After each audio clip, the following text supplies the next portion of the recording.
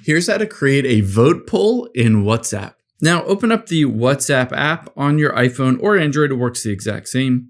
And let's get into a group message. Now, let's say in that group text, you wanted to create a poll that a number of different people can answer and respond to. All we need to do within the group is find the little plus here. So right above the Q, tap on that little plus.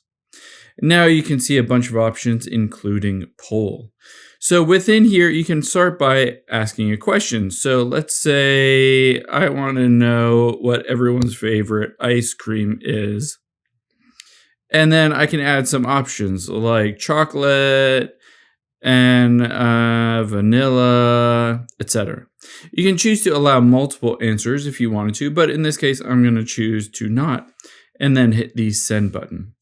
After I've done that, you'll be able to see I can tap to view the votes. I can even choose to vote myself. So I voted for chocolate, and of course I can tap on view votes and see my vote here, and I'll be able to see everyone else's votes.